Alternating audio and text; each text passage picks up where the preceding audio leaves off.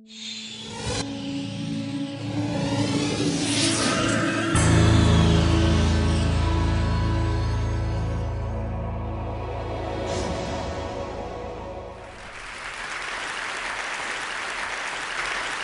want to share with you over the next 18 minutes a pretty incredible idea.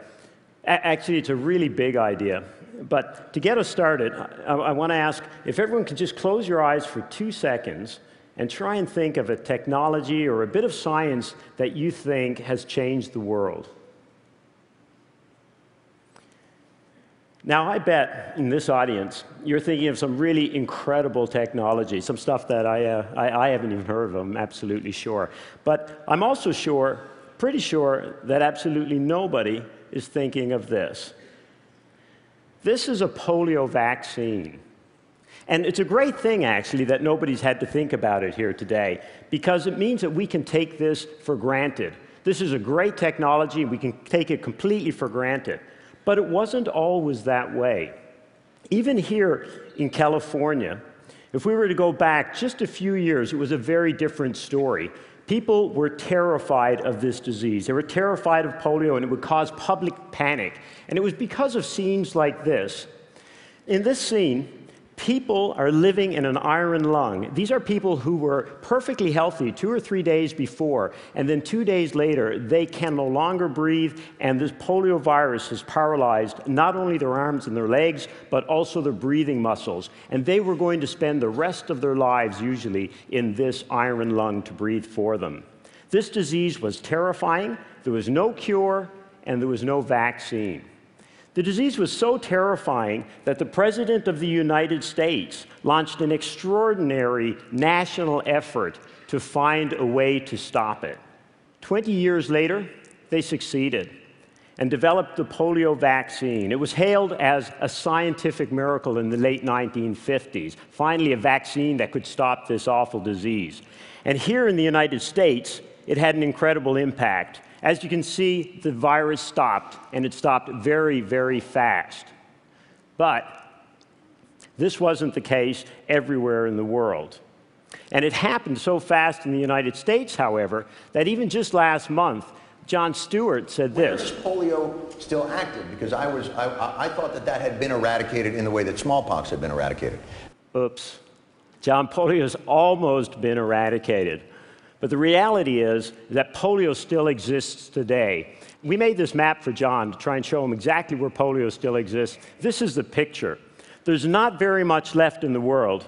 But the reason there's not very much left is because there's been an extraordinary public-private partnership working behind the scenes, almost unknown, I'm sure, to most of you here today. It's been working for 20 years to try and eradicate this disease. And it's got it down to this few cases that you can see here on this graphic. But just last year, we had an incredible shock and realized that almost just isn't good enough with a virus like polio. And this is the reason. In 2 countries that hadn't had this disease for more than probably a decade, on opposite sides of the globe, there was suddenly terrible polio outbreaks.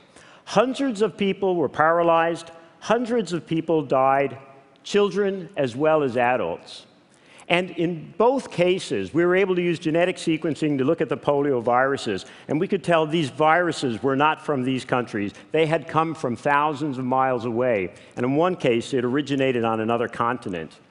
And not only that, but when they came into these countries, then they got on commercial jetliners probably, and they traveled even further to other places, like Russia, where for the first time in over a decade last year, children were crippled and paralyzed by a disease that they had not seen for years.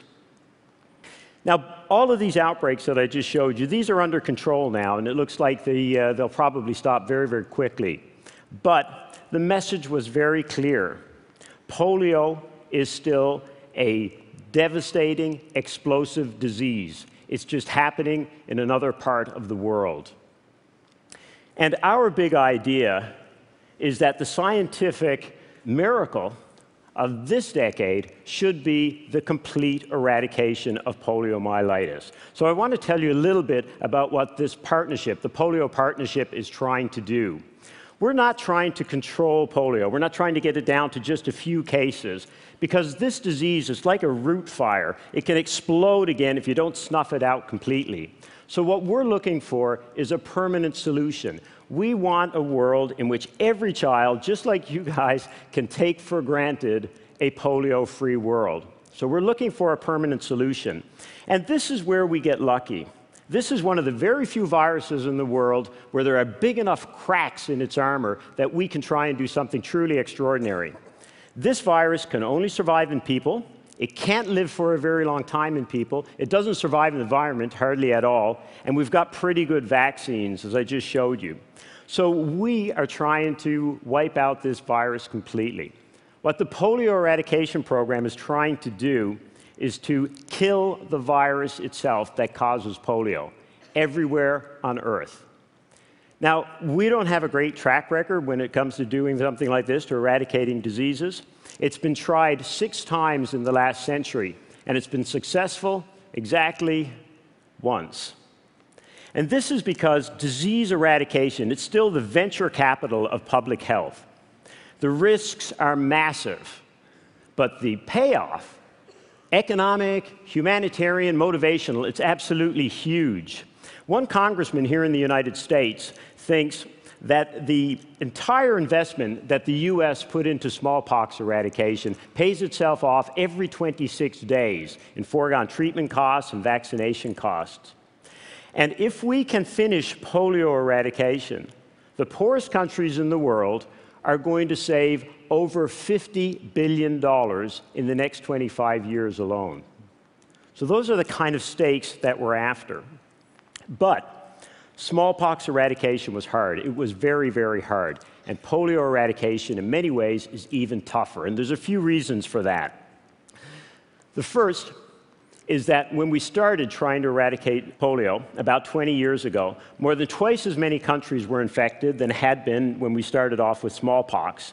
And there were more than 10 times as many people living in these countries. So it was a massive effort. The second challenge we had was, in contrast to the smallpox vaccine, which was very stable and a single dose protected you for life, the polio vaccine is incredibly fragile. It deteriorates so quickly in the tropics that we've had to put the special vaccine monitor on every single vial so that it will change very quickly when it's exposed to too much heat, and we can tell that it's not a good vaccine to use on a child. It's not potent. It's not going to protect them. Even then, kids need many doses of the vaccine. But the third challenge we have, and probably even bigger one, the biggest challenge, is that in contrast to smallpox, where you could always see your enemy, every single person almost who was infected with smallpox had this telltale rash. So you could get around the disease, you could vaccinate around the disease and cut it off. Polio, it's almost completely different. The vast majority of people who are infected with the polio virus show absolutely no sign of the disease. So you can't see the enemy most of the time. And as a result, we've needed a very different approach to eradicate polio than what was done with smallpox. We've had to create one of the largest social movements in history. There's over 10 million people, probably 20 million people, largely volunteers, who have been working over the last 20 years in what has now been called the largest internationally coordinated operation in peacetime. These people, these 20 million people, vaccinate over 500 million children every single year, multiple times at the peak of our operations. Now, giving the polio vaccine is simple. It's just 2 drops like that. But reaching 500 million people is much, much tougher. And these vaccinators, these volunteers, they have got to dive headlong into some of the toughest, densest urban slums in the world. They've got to trek under sweltering suns to some of the most remote, difficult-to-reach places in the world. And they also have to dodge bullets because we have got to operate during shaky ceasefires and truces to try and vaccinate children, even in areas affected by conflict. One reporter who was watching our program in Somalia about 5 years ago, a place which has eradicated polio, not once, but twice, because they got reinfected. He was sitting on the side of the road watching one of these polio campaigns unfold. And a few months later, he wrote, "This is foreign aid at its most heroic." And these heroes, they come from every walk of life, all sorts of backgrounds. But one of the most extraordinary is Rotary International. This is a group whose million-strong army of volunteers have been working to eradicate polio for over 20 years. They're right at the center of the whole thing. Now, it took years to build up the infrastructure for polio eradication, more than 15 years, much longer than it should have. But once it was built, the results were striking. Within a couple of years, every country that started polio eradication rapidly eradicated all 3 of their polio viruses, with the exception of 4 countries that you see here. And in each of those was only part of the country. And then, by 1999, one of the 3 polio viruses that we were trying to eradicate had been completely eradicated worldwide. Proof of concept.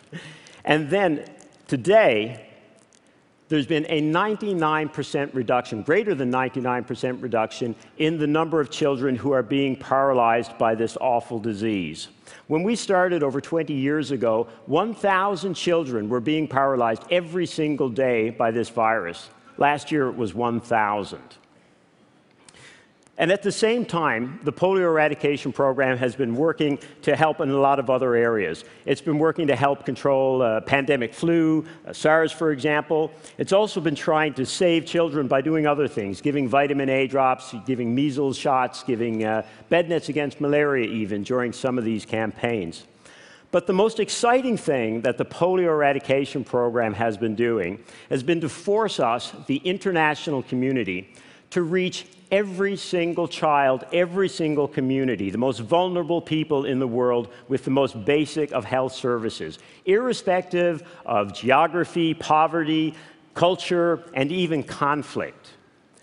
So things were looking very exciting. And then about 5 years ago, this virus, this ancient virus, started to fight back. The first problem we ran into was that in these last 4 countries, the strongholds of this virus, we just couldn't seem to get the virus rooted out. And then to make the matters even worse, the virus started to spread out of these 4 places, especially northern India and northern Nigeria, into much of Africa, Asia, and even into Europe, causing horrific outbreaks in places that had not seen this disease for decades. And then, in one of the most important, tenacious, and toughest reservoirs of the polio virus in the world, we found that our vaccine was working half as well as it should have. In conditions like this, the vaccine just couldn't get the grip it needed to in the guts of these children and protect them the way that it needed to. Now, at that time, there was a great, as you can imagine, frustration. Let's call it frustration. It started to grow very, very quickly, and all of a sudden, some very important voices in the world of public health started to say, hang on, we should abandon this idea of eradication. Let's settle for control. That's good enough. Now, as seductive as the idea of control sounds, it's a false premise.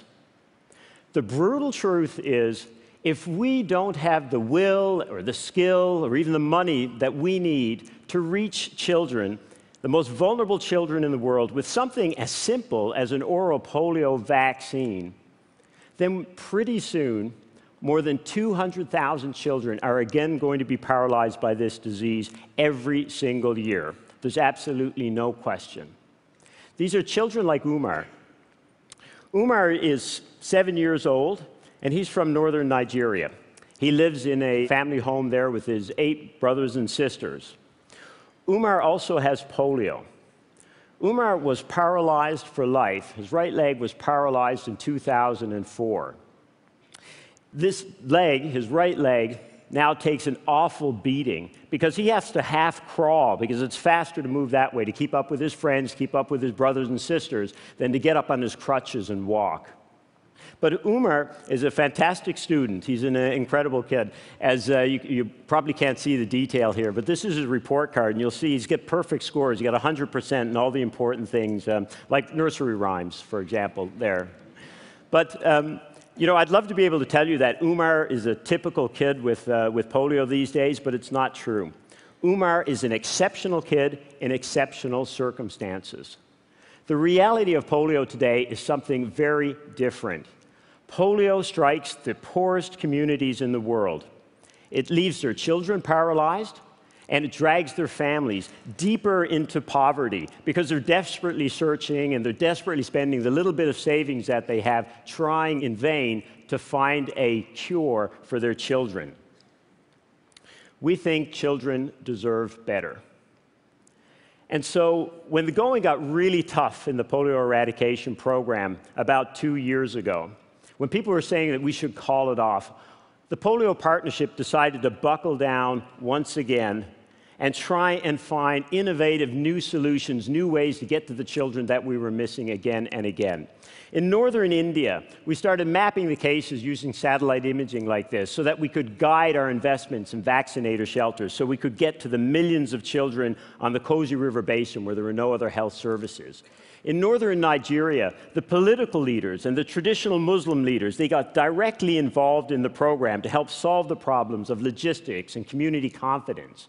And now they've even started using these devices, speaking of cool technology, these little devices, little GIS trackers like this, which they put into the vaccine carriers of their vaccinators. And then they can track them, and at the end of the day, they look and see, did these guys get to every single street, every single house? This is the kind of commitment now we're seeing to try and reach all of the children we've been missing. And in Afghanistan, we're trying new approaches, access negotiators, working closely with the International Committee of the Red Cross to ensure that we can reach every child. But as we tried these extraordinary things, as people went to this trouble to try and rework their tactics, we went back to the vaccine. It's a 50-year-old vaccine, and we thought surely we can make a better vaccine so that when they finally get to these kids, we can have a better bang for our buck. And this started an incredible collaboration with industry. And within 6 months, we were testing a new polio vaccine that targeted, just 2 years ago, the last 2 types of polio in the world. And on June the 9th, 2009, we got the first results from the first trial with this vaccine, and it turned out to be a game changer. The new vaccine had twice the impact on these last couple of viruses as the old vaccine had. And we immediately started using this. Well, in a couple of months, we had to get it out of production. And it started rolling off the production lines and into the mouths of children around the world. And we didn't start with the easy places. The first place this vaccine was used was in southern Afghanistan, because it's in places like that where kids are going to benefit the most from new technologies like this. Now, here at TED over the last couple of days, I've seen people challenging the audience again and again to believe in the impossible. So this morning at about 7 o'clock, we decided that we'd try and drive Chris and the production crew here berserk by downloading all of our data from India again so that you could see something that's just unfolding today, which proves that the impossible is possible. And only 2 years ago, people were saying that this is impossible. Now remember, northern India is the perfect storm when it comes to polio. Over 500,000 children are born in the 2 states that have never stopped polio, Uttar Pradesh and Bihar. 500,000 children every single month. Sanitation is terrible, and our old vaccine, you remember, worked half as well as it should have. And yet, the impossible is happening. Today marks exactly 6 months, and for the first time in history, not a single child has been paralyzed in Uttar Pradesh or Bihar.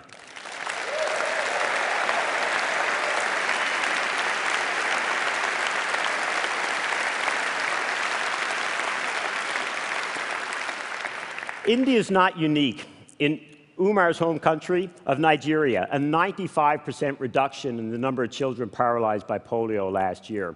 And in the last 6 months, we've had less places reinfected by polio than at any other time in history.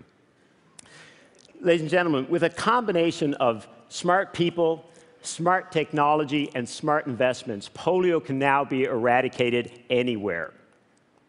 We have major challenges, you can imagine, to finish this job. But, as you've also seen, it's doable, it has great secondary benefits, and polio eradication is a great buy. And as long as any child anywhere is paralyzed by this virus, it's a stark reminder that we are failing as a society to reach children with the most basic of services. And for that reason, polio eradication, it's the ultimate in equity, and it's the ultimate in social justice. The huge social movement that's been involved in polio eradication is ready to do way more for these children. It's ready to reach them with bed nets, with other things, but capitalizing on their enthusiasm, capitalizing on their energy, means finishing the job that they started 20 years ago. Finishing polio is a smart thing to do, and it's the right thing to do. Now, we're in tough times economically, but as David Cameron of the United Kingdom said about a month ago when he was talking about polio, there's never a wrong time to do the right thing. Finishing polio eradication is the right thing to do. And we are at a crossroads right now in this great effort over the last 20 years. We have a new vaccine, we have new resolve, and we have new tactics. We have the chance to write an entirely new polio-free chapter in human history. But if we blink now, we will lose forever the chance to eradicate an ancient disease. Here's a great idea to spread. End polio now. Help us tell the story, help us build the momentum so that very soon, every child, every parent, everywhere can also take for granted a polio-free life forever. Thank you.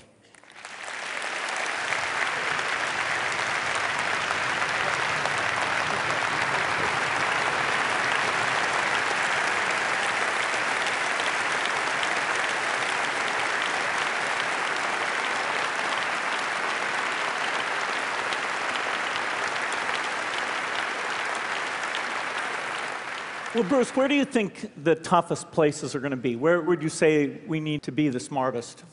The four places where you saw that we'd never stop: northern Nigeria, northern India, the southern corner of Afghanistan, and bordering areas of Pakistan. They're going to be the toughest. But the interesting thing is, of those three, India's looking real good, as you just saw in the data. And Afghanistan, we think, has probably stopped polio repeatedly. It keeps getting reinfected. So the tough ones are going to get top of Nigeria finished and getting Pakistan finished. They're going to be the tough ones.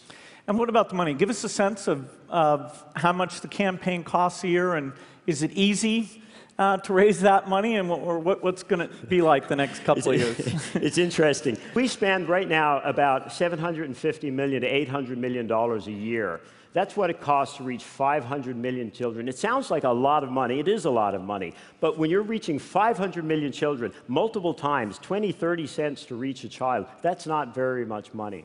But right now, we don't have enough of that. We have a big gap in that money. We're cutting corners. And every time we cut corners, more places get infected that shouldn't have, and just slows us down. And that great buy costs us a little bit more.